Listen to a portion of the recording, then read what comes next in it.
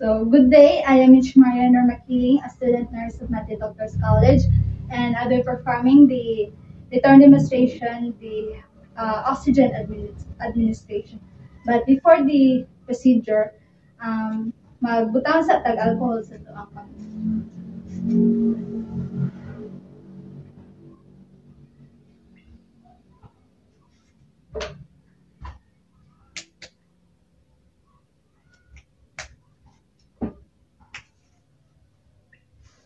And first procedure is assess patient respiratory rate and the level of consciousness.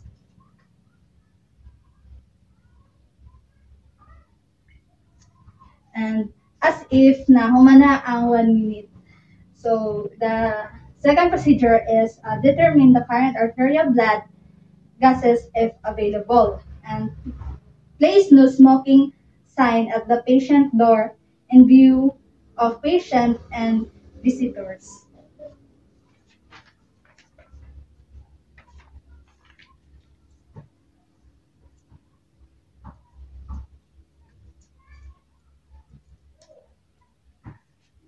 Then show nasal cannula to the patient and explain the procedure. So, good afternoon, ma'am. I am Mitch Marina Makiling, student nurse of Mati Doctors College po. And may I know your name, ma'am? Jenny Makiling.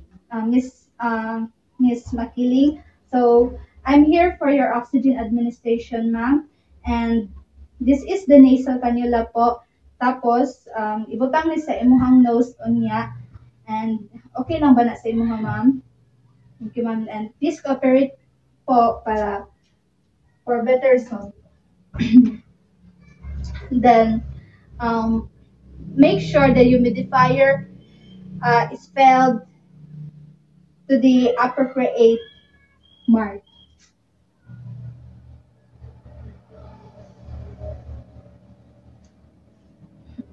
Then, check the oxygen tank by turning the regulator gauge to determine the amount of oxygen on it. And then attach the connecting tube from the cannula to the humidifier outlet.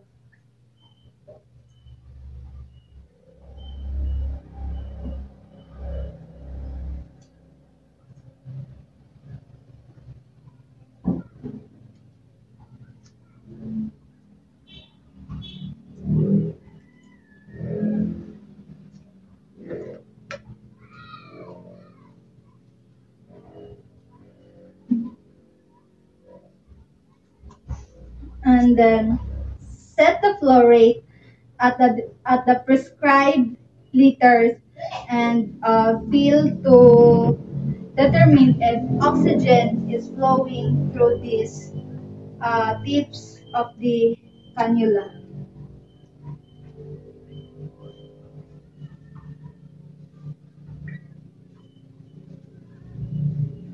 Then, but before that, itest na to ang nasal cannula sa skin.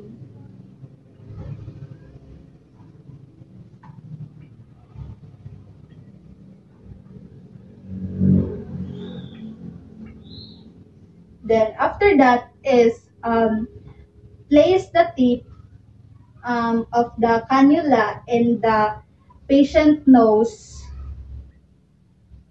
for fasten tubing around the client's head or behind each ear. So, ma'am, magbutang na po tag nasal cannula sa inyong nose, ma'am. Pwede ko mugunit sa imo, ma'am.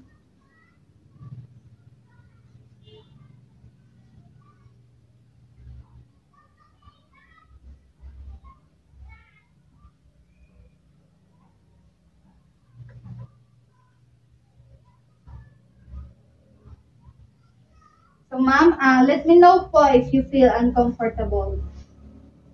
Then, after that is adjust the flow rate, adjust flow to prescribed rate, and encourage the client to breathe through his nose with mouth close. So, ma'am, pwede ka mo ginhawa, ma'am, throw sa imuhang nose, pero i-close lang nimo ang imuhang mouth po. So,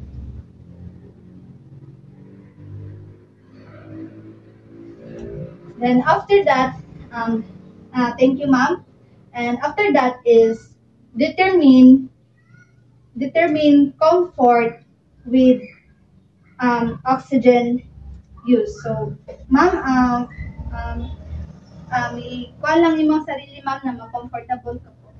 Then, the last one is record flow rate, use, and patient response.